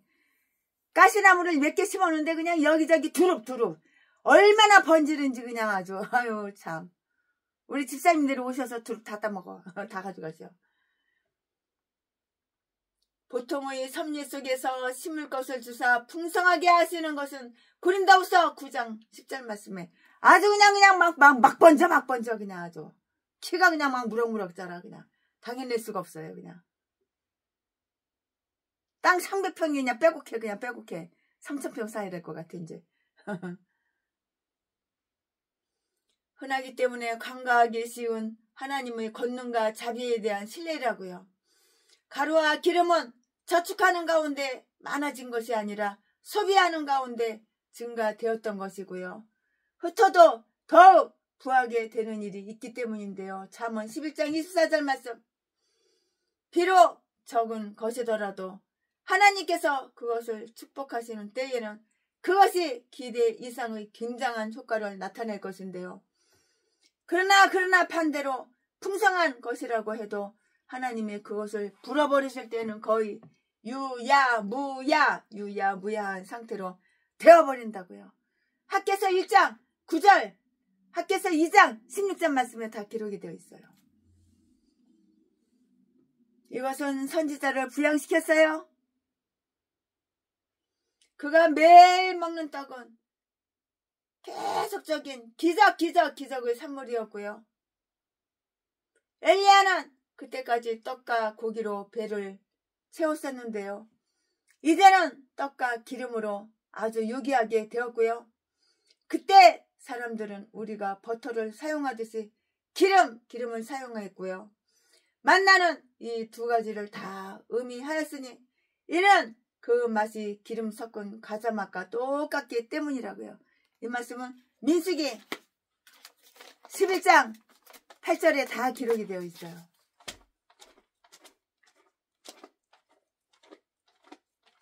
엘리야는 하루에 2번씩 고기를 먹어오다가 이제는 전혀 입에 대지도 못하게 되었지만 이를 감사하게 여겼다고요. 육류를 상식해왔기 때문에 고기 없이는 살 수 없다는 사람, 즉 최소 하루 한 번은 고기를 먹어야 하는 자는 만족스럽게 엘리야한테 하숙할 수가 없었을 것인데요. 기적의 떡일망정, 떡만으로는 살 수가 없을 것이에요. 너희는 떡으로만 살 것 아니오 하나님 말씀으로. 그것은 가난한 과부와 그의 아들을 부양시켰으며 선지자를 접대한 데 대한 보상이 되었고요. 하나님의 백성과 사역자들에게 친절을 베풀어서 손해될 것은 하나도 없어요. 다 나한테 다시 오는 거야. 내가 심은 대로, 내가 뿌린 대로, 내가 행한 대로 다 나한테 되돌려 오는 거야. 몰라? 알잖아요. 선지자를 영접한 그 여인은 선지자의 상도 받게 되었고요. 그 여인은 그에게 방을 제공하였는데 그는 온 가족이 먹을 수 있는 양식으로 대갚아 주었다고요. 그리스도께서는 자기에게 문을 열어주는 자들한테 들어오셔서 그로 더불어 먹고요. 그는 자기와 더불어 먹게 되리라고 이렇게 약속을 하셨던 것이에요. 약속하면 약속 다 지키잖아요. 내 입으로 내가 약속을 했는데 그러면 안 지켜? 다 지키죠. 이 말씀은 요한계시록 3장 20절에 다 기록이 되어 있어요. 오늘 본문의 엘리야처럼 그는 자기를 영접하는 자를 그 자신의 향응뿐만이 아니라 그들의 향응에도 초대하시는데요. 상은 얼마나 봉사에 부합한지 한번 살펴보자고요. 여인은 관대하게도 선지자에게 작은 떡 하나를 만들어 주었다가 자신과 자신의 아들을 위한 많은 떡으로 보상을 받았고요. 아브라함은 자기의 독자를 하나님께 바쳤다가 많은 무리의 아비가 되리라는 말씀을 다 듣게 되었어요. 경건한 일이나 자선에 투자한 것은 가장 높은 고리로 가장 안전하게 금리를 놓은 셈이 되는 것이에요. 이 가난한 가부는 선지자에게 아주 보잘것없는 한 덩어리 떡을 주었을 뿐인데요. 그 보답으로 가부와 그 아들은 여러 날 동안 먹게 되었고요. 15절 말씀에 모두가 굶주리는 기근 얼마나 배고파. 모두가 굶주리는 기근의 시기에 2년 이상이나 연명할 수 있게 되었어요. 2년 동안 죽지는 않았어. 살아있어. 너도 나도 할 거 없이 다 기근 때문에 굶고 있는데 2년 동안이나 죽지 않고 살아있다는 거, 그것도 기적 아니에요? 하나님의 특별하신 은총으로 음식을 얻게 되고 엘리야와 같은 훌륭한 분과 함께 식사를 하게 되니 그 음식은 갑절 이상 맛이 있었을 것이고요. 하나님을 신뢰하는 자에게는 환난 때에 부끄럽지 아니하며 기근의 날에도 풍족하게 되리라고 이렇게 약속이 되는 거예요. 시편 37편 19절 말씀에. 아멘. 지금부터는 그러면은 설교 제목이 바뀌어요. 본문 말씀이 바뀌어요. 지금부터 설교 제목은 가부 아들의 소생. 지금부터 본문 말씀은 열왕기상 17장 17절부터 24절까지 17절. 일 후에 그 집 주모되는 여인의 아들이 병들어 증세가 심히 이중하다가 숨이 끊어진지라. 18절. 여인이 엘리야에게 이르시되 하나님의 사람이여 당신이 나로 더불어 무슨 상관이 있기로 내 죄를 생각나게 하고 또 내 아들을 죽게 하려고 내게 오셨나이까? 19절. 엘리야가 저에게 그 아들을 달라 하여 그를 그 여인의 품에서 취하여 안고 자기의 거처하는 다락에 올라가서 자기 침상에 누이고. 20절. 여호와께 부르짖어 가로되 나의 하나님 여호와여 주께서 또 내가 우거하는 집 가부에게 재앙을 내리사 그 아들로 죽게 하셨나이까 하고. 21절. 그 아이 이의 몸을 3번 펴서 엎드리고 여호와께 부르짖어 가로되 나의 하나님 여호와여 원컨대 이 아이의 혼으로 내 몸에 돌아오게 하옵소서 하니. 22절. 여호와께서 엘리야의 소리를 들으심으로 그 아이의 혼이 몸으로 돌아오고 살아난지라. 죽은 아이가 살았어. 죽은 아들이 살아났어. 23절. 엘리야가 그 아이를 안고 다락에서 방으로 내려가서 그 어미에게 주며 이르되 보라 내 아들이 살았느니라. 그 엄마 마음이 얼마나 기뻤을까. 아들이 죽었는데 죽은 아들이 살아났으니 얼마나 기뻤을까. 24절. 여인이 엘리야에게 이르되 내가 이제야 당신은 하나님의 사람이시여 당신의 입에 있는 여호와의 말씀이 진실한 줄 아노라 하니라. 아멘. 이거 오늘 부분 말씀이에요. 이 부분 말씀 가지고 나머지 강의 설교 이어서 쭉쭉쭉쭉 하겠습니다. 이제 조금밖에 안 남았어요. 우리는 여기에서 가부가 선지자에게 베푼 친절에 대해서 계속 보상을 받게 되는 장면을 두 눈으로 똑똑히 목도 두 눈으로 똑똑히 목도하잖아요. 보잖아요. 마치 살리는 일이 사소한 일이라기도 하듯이 여인의 아들이 죽자 그는 그를 소생시켜서 여인에게 돌려주었고 다음 사실을 눈여겨보자고요. 아이의 병과 죽음. 아이가 병들어서 죽었잖아요. 아이의 병과 죽음. 그 아이는 여인의 독자였어요. 독자. 외아들, 외동아들. 그 아이는 가부살이의 아주 유일한 낙이었다고요. 낙이었다고요. 가족이라고는 그 아들 하나밖에 없는 거야. 그래도 나보단 낫네. 최순애보단 낫네. 최순애는 아들 새끼 한 마리도 없잖아. 이 가부는 그래도 아들이라도 하나 있잖아. 식구가 두 식구네. 아들 새끼가 비록 죽었지만 다시 살아났잖아. 기도해서 살려줬잖아. 그 아이는 기적에 의해서 먹이를 공급받았고요. 그러나 질병과 죽음으로부터 안전히 보호받지는 못하였는데요. 너희 조상은 만나를 먹었어도 죽었으나 사람으로 하여금 먹고 죽지 아니하게 하는 떡이 있으니 이 떡은 세상의 생명을 위해 준 것이니라. 요한복음 6장 49절 50절 말씀에 가부에게 있어서 이 고통은 육체의 가시 같았으니 이는 그 여인에게 베푼 은총과 존귀로 인하여 여인이 너무 자고하지 않도록 하기 위해서였던 것이라고요. 가부는 선지자를 돌보는 사람이었어요. 선지자를 부양하는데 종사하고 있었으므로 그 여인은 여호와께서 선히 행해 주실 것으로 생각할 만한 그런 이유가 있었다고요. 그럼에도 불구하고 여인은 자기의 아들을 여의고 있었는데요. 우리가 의무의 길에 서 있고요.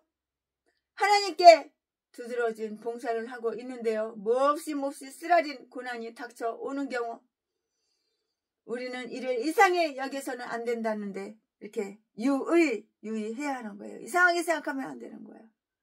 아, 저 인간 이상해. 아, 저 인간 특이해. 아, 최순애 목사 저 여자 이상해. 아, 특이해. 그 개소리 좀 그만 좀 해야죠. 듣기도 싫어 그냥. 가부는 그 자신이 기적에 의해서 보살핌을 받고 있었고요. 그 여인은 하늘로서 내려오는 현저한 축복으로 비용을 드리거나 걱정하는 일이 없이 가게를 훌륭하게 꾸려 나가고 있었다고요.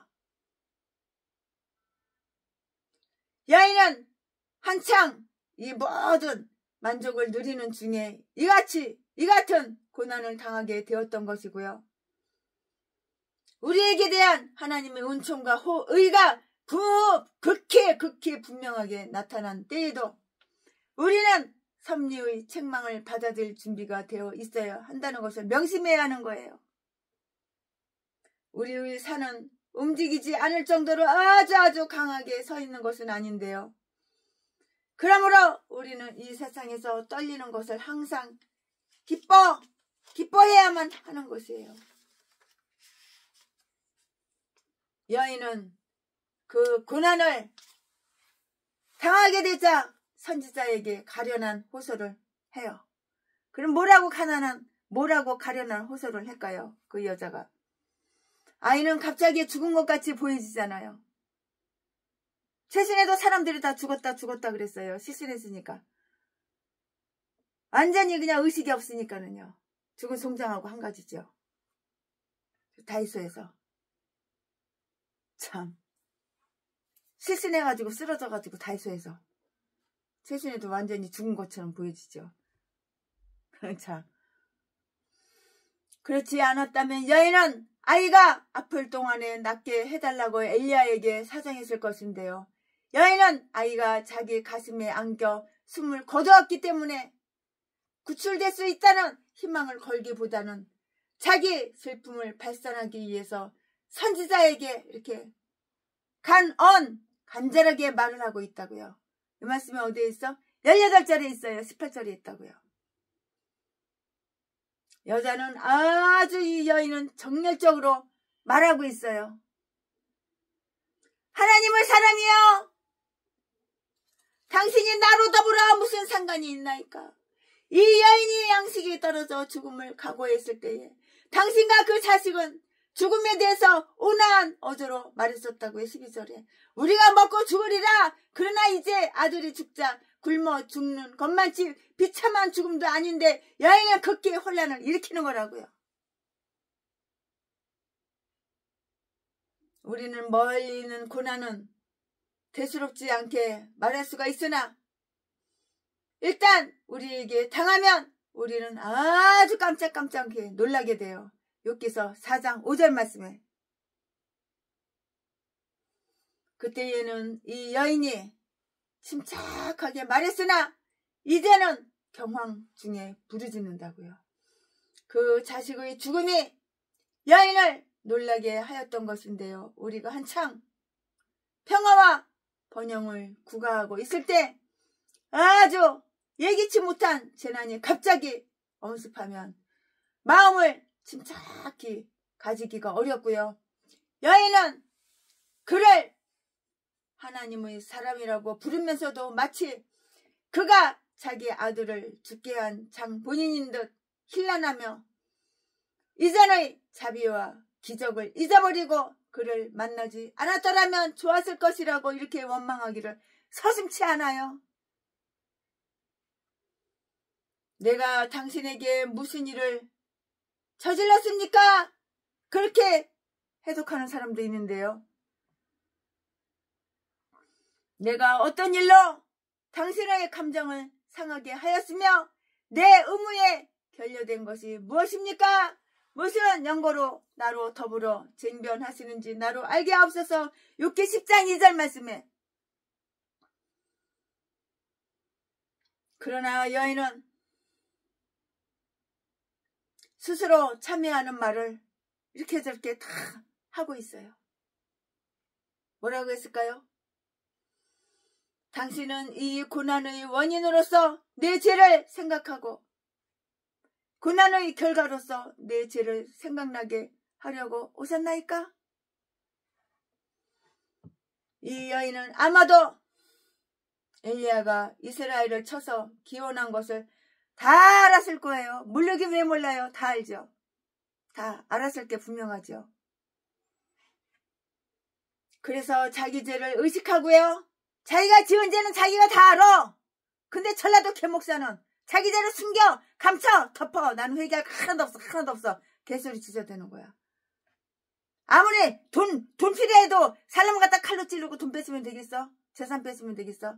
근데 전라도 개목사는 강도질하고 도둑질하고 사람을 때려 죽이고 독약미개서 죽이고 그리고 숨기고 감춘다고. 이게 바로 전라도 기질이래. 그러나 여인은 스스로 참여하는 말을 하고 있는데요. 당신은 이 고난의 원인으로서 내 죄를 생각하고 고난의 결과로서 내 죄를 생각나게 하려고 오셨나이까? 이 여인은 아마 엘리야가 이스라엘을 쳐서 기원한 것을 다 알았을 것인데요. 그래서 자기 죄를 의식하고 아마도 이전에 시돈인의 신이었던 바알을 숭배한 것에 대한 그 죄의식을 다 느꼈다고요. 죄를 졌고 내가 죄를 지었으면 죄의식을 다 느끼는 거야. 근데 이 전라도 개목사는 숨겨! 죄 지은 걸 갖다가 최순애! 네 전 재산 수백억 원 다 내 거야. 네 건물도 7채도 다 내 거야. 그러나 너는 내 거 아니라고. 야 씨발년아 얘 족같은 년아. 너는 내 거 아니고 네 재산만 내 거라고. 이게 바로 목사야 목사. 전라도 재민 목사 새끼. 자지 팔아서 처먹고 사는 새끼. 매춘해서 강도질해서 도둑질해서 처먹고 사는 새끼. 박길땡. 평내 술먹은께 박영수. 독약미개 가지고 사람을 몇 명이나 죽인 새끼. 전재산 빨아쳐먹고. 이딴 게 다 목사야. 전라도는 미친 개들 또라이밖에 없어. 박성땡. 실업계 하루도 안 다녔는데 250만원 350만원 돈 받아 처먹고 대가리에 안 쌓여주고 더러운 새끼들. 이 개싼 것들이 다 전라도야. 전라도는 2,000명 3,000명 다 봐도 이런 미친 개들밖에 없어. 예수도 안 믿는데 예수 믿는 차, 예수 믿는 채, 연기에 가식적으로 가면 쓰고 더럽게도 아주 그냥 아가리만 벌리면 속이고 거짓말 시키고. 자기가 죄를 지은 것은 자기가 다 죄를 의식을 느끼게 되어 있어. 근데 이 개싼 것들은 전라도는 숨기고 감추고 아주 사람 많은 데 가서는 점잖은 채, 믿음 좋은 전도 엄청 많이 하는 채. 아가리를 칵 찢어버려야 돼. 전라도 개목사, 개참년, 개잡새끼들. 엘리야가 자기를 치기로 기원한 것이나 아닌지 염려하고 있는데 다음 사실을 한번 주목해 보자고요. 하나님께서 우리의 이하물을 제거하실 때에는 그가 우리 죄를 기억하시는 때이고요. 우리 죄는 우리를 치는 것이고요. 그것은 아마 경과한 지 오래더라도 우리가 젊을 때 저지른 범죄일 것이고요. 욥기서 13장 26절 말씀에 우리의 죄는 우리 자녀를 죽인다는 것을 잊지 말아야 되는 거예요. 내 죄가 내 자식을 죽인다고? 몰라? 네 아들 새끼가 왜 죽었냐? 첫째 아들 새끼가 왜 죽고 막내 아들 새끼가 왜 뒤졌냐? 네 죄 때문에 네 아들 새끼가 뒤진 거야. 전라도 개목사야. 욥기 13장 26절 말씀에 우리의 죄는 우리 자녀를 죽인다는 것을 잊지 말자고요. 하나님께서 이와 같이 우리를 치는 우리 죄를 기억하실 때에는 그로써 우리가 우리 죄를 기억하고 회개하게 하시려는 그 의도를 가지시는 그 때라고. 이 경우를 당하여 선지자가 하나님께 드리는 그 말씀, 그는 여인의 간언에 간절하게 요청하는 그 말, 간언에 대답하지 않고요. 그것을 하나님께로 가져갔어요. 스스로 어떤 말을 해야 좋을지 알지 못하여 그는 사건을 하나님 앞에 송치시켜 놓았던 것이라고요.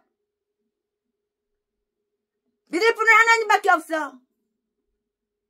믿을 분은 여호와 하나님 한 분밖에 없어. 전라도 개목사는 말이 목사지 예수도 안 믿는 개목사. 무슨 세트전도야? 너도 예수 안 믿는 새끼가 무슨 세트전도야? 살인마 새끼가 독약미개서 사람이나 죽이는 새끼가. 네 아가리에도 독약 쳐놓고 한번 너도 뒤져. 네 딸이랑 네 아들 새끼도 독약 미개가지고 한번 죽여봐. 네가 재혼한 여자 그 여자도 한번 독약 미개가지고 또 죽여봐. 이 새끼야. 벌써 몇 번째 재혼한 여자들 몇 번째 죽이는 거야. 이 새끼야. 이딴 게 목사야. 이딴 게. 박영수 평내순 봉기 전철역 평력 스스로 어떤 말을 해야 좋을지 알지 못하여 그는 사건을 하나님 앞에 송치시켜 놓았던 것인데요. 그는 죽은 아이를 어미의 품에서 받아가지고 자기 침상에다 갖다 놓았고요. 19절 말씀에 아마도 그는 죽은 아이에게 각별히 두터운 정을 느껴왔으므로 동정 심해서가 아니라 이 일을 자신의 불행으로 여겼을 것인데요. 그는 자기 방으로 물러갔어요.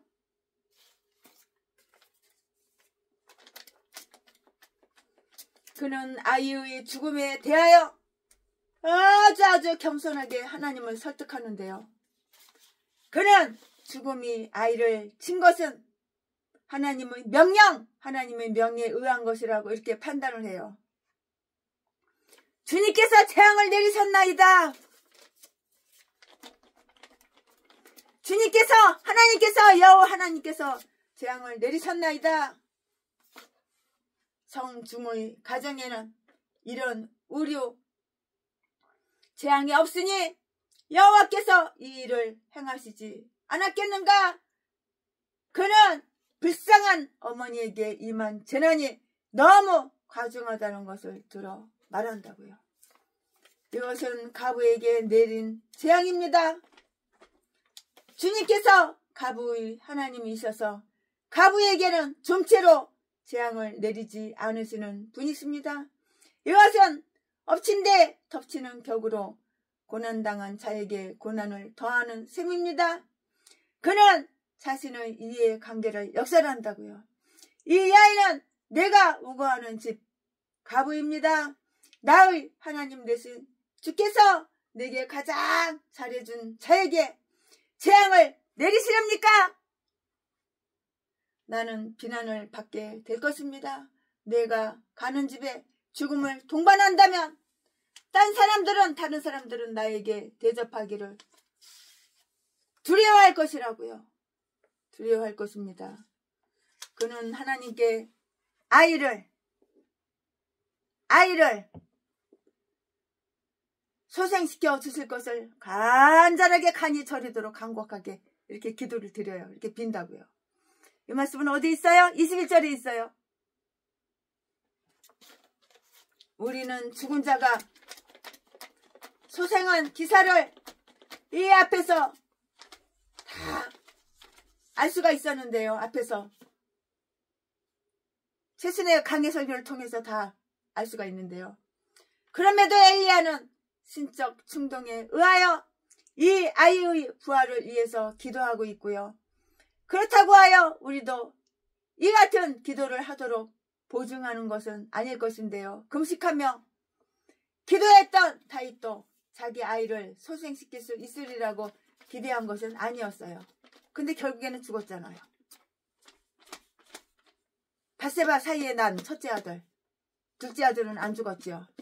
둘째 아들 이름은 솔로몬이고요.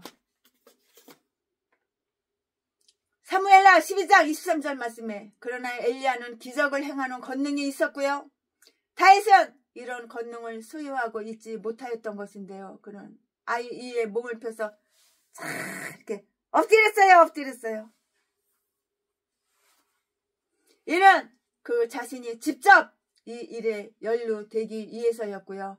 자신이 얼마나 많은 느낌을 받았고 그의 소생을 얼마나 염원하는지를 알리기 위해서였고 자신의 호흡과 은계로서 그에게 생명을 넣을 수 있다면 그렇게라도 하고 싶었던 것인데 이것은 또 하나님이 권능으로 행하실 일과 은혜로서 죽은 영혼을 일으키사 영적 생명을 얻게 하는 일에 대한 표적을 제시하기 위해서였다고요. 성령께서는 죽은 영혼에게 임하셔서 그들을 가리시고 그들에게 생명을 넣어주시는 것이고요. 엘리야의 기도는 아주 각별해요. 각별하다고요. 원컨대 이 아이의 혼으로 그 몸에 돌아오게 하옵소서. 이 기도는 영원히 육에서 분리된 상태에 있으며 결과적으로 영혼의 불멸성을 아주 명백하게 이렇게 가정하고 있다고요. 하나님께서 이 기적으로 영혼 불멸설에 대한 암시와 증거를 제공하시고 자기의 고난받는 백성을 격려하시려는 의도를 가지셨다고 이렇게 최순의 목사는 이렇게 생각할 수가 있는 것이에요. 이렇게 생각한다고요. 아이의 부활과 이로써 어머니가 얻은 큰 만족, 아이는 다시 살아났으니까 얼마나 엄마가 마음에 기쁘고 얼마나 만족스러워요. 죽은 아이가 다시 살아났으니까 얼마나 기뻐, 만족스럽지. 이 말씀은 어디 있어? 22절에 있어요. 22절에. 기도의 이력과 기도를 들으시는 분의 권능을 유의하라고요. 내가 기도를 하면 하나님께서 이렇게 죽은 아들도 살아오게 이렇게 되는 거야. 내가 기도하는 것마다 하나님은 다 응답해 주시는 거야. 이렇게. 기도의 이력과 기도를 들으시는 분의 권능을 유의하라고요. 그는 죽이기도 하시고 살리기도 하시는 분이시고요. 엘리야는 그 아이를 가부에게 데려다 주었는데요. 우리는 그 어머니가 자기 눈을 믿을 수가 없었을 것이라고 이렇게 상상할 수가 있고요. 그러므로 엘리야는 그 여인에게 그 아이가 그녀의 소생임을 확인시켜 주고 있다고요.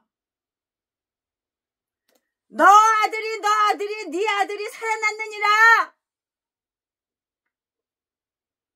이 아이가 너 소생이며 남의 자식이 아니라는 것을 살펴보라고. 그 선한 여인은 이에 내가 이제야 당신은 하나님의 사람인 줄 아노라고 이렇게 부르짖어요. 이 여인은 이 여자는 양식이 붙는 것을 보고요. 그가 하나님의 사람이라는 것을 알았고요. 그러나 자기 아들의 죽음을 너무 악의로 해석하다 보니까 그를 의심하기 시작하게 되었던 것인데요. 선한 사람이라면 결코 자기에게 그와 같이 갚지는 않으리라고 이렇게 말을 하는 거예요. 그러나 이제는 그가 하나님의 사람의 권능과 자비하심을 딱 구비하고 있다는 사실에 추호의 의심도 없었고요. 극히 흡족히 여기게 되었는데요. 여인은 사실은 그런 점을 의심하지 않을 것이어서 그가 지시하는 말씀에 완전히 순종하며 이스라엘을 하나님을 숭배하는 일에 헌신할 터였고요. 이와 같이 아이의 죽음은 나사로의 죽음처럼 요한복음 11장 4절 말씀 하나님의 영광과 그의 선지자의 명예를 위한 것이었다고요. 아멘. 최순애 목사가 열왕기상 17장 강해설교 준비한 것은 여기까지가 끝입니다.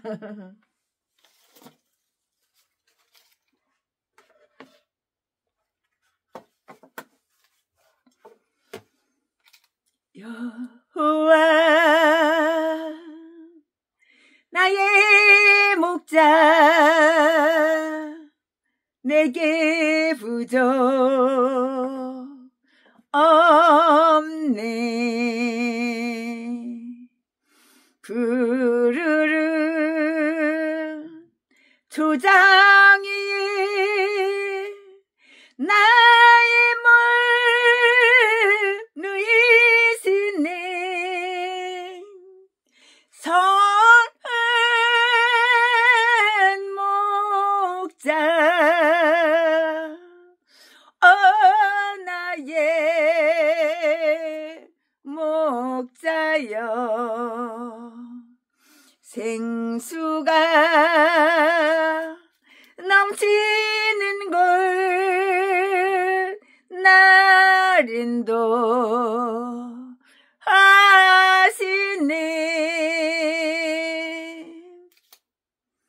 내 영혼 소생하며 자기 이름 이해 의의 길 인도하니 골짜기 두려움 없네. 선한 목자 나의 목자여 생수가 넘치는 곳 날 인도하시니.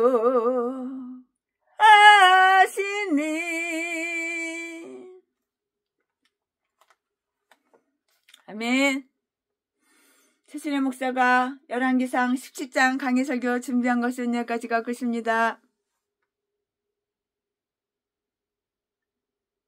사랑합니다. 존경합니다.